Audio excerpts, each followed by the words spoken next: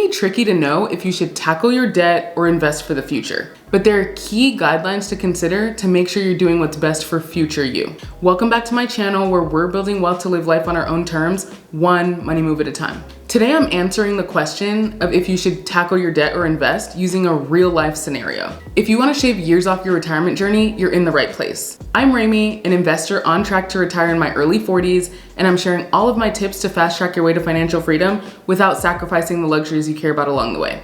So let's get into it.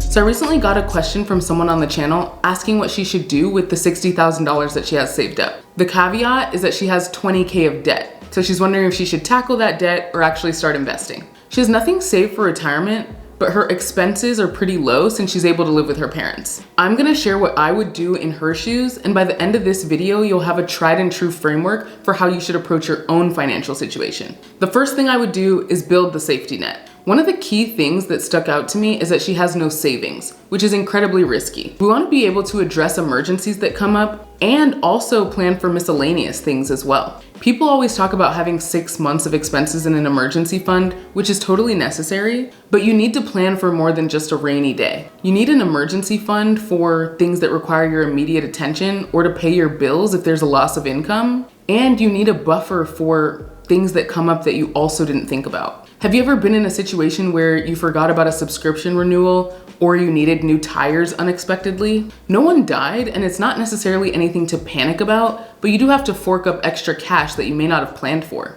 I use a high yield savings account called Ally, and the cool thing about it is you can make different financial buckets. So I have a bucket to address different aspects of my life that could catch me by surprise. Yearly dues for my real estate license, unexpected travel, you name it. I fund the different buckets to make sure that if something comes up that I didn't plan for, it doesn't throw my day-to-day finances out of whack. If you dip into your emergency fund to pay for miscellaneous items that aren't part of your day-to-day budget, then you weaken your safety net for when there's an actual emergency. So it's important to plan for both. In this scenario, because she lives at home, her emergency fund is going to be much smaller. She doesn't have a housing expense. Her monthly expenses are $2,500. So first I would put 6 months of expenses in the emergency fund, which would be $15,000 of that $60,000 that she has saved up. Then a good rule of thumb for the miscellaneous fund is to add 5% of monthly expenses, which would mean an extra $1,500. So total for the emergency fund and the miscellaneous fund, that's $16,500. The second step is to assess the type of debt that she has. It's okay to invest even if you have debt, as long as the expected return outweighs the interest that you're paying on your debt. In 2018, I had a huge decision to make.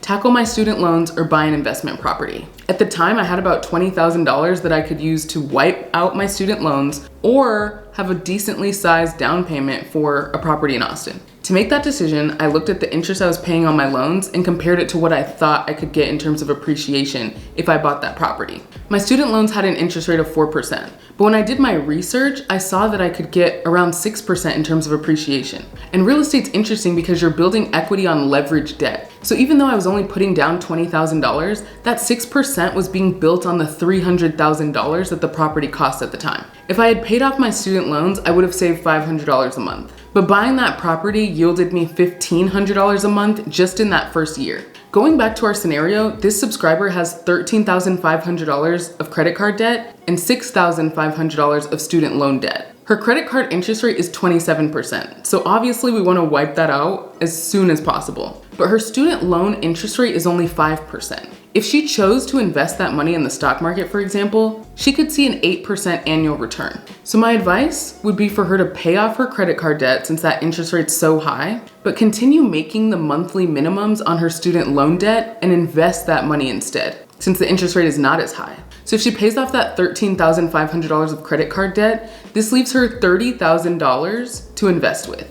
Which brings me to step 3, develop your investment plan. I would start with tax advantage accounts in this scenario. Since she has a job with a 401k match, I would start there to maximize. Her employer will match up to $10K a year that she invests into that account. So I would invest $10K. Then she's able to invest up to $7,000 in a Roth IRA or an individual retirement account, which is also tax advantaged. So I would contribute that $17,000 to those tax advantage accounts. I put the $13,000 that's left into a brokerage account using a robo-investor. Acorns will be a great one for her to leverage to start because it'll do the heavy lifting for her. Now she's set up for success, and every 10 years, what she put in those accounts will double without her even investing another dollar. My bonus step is to reevaluate every year.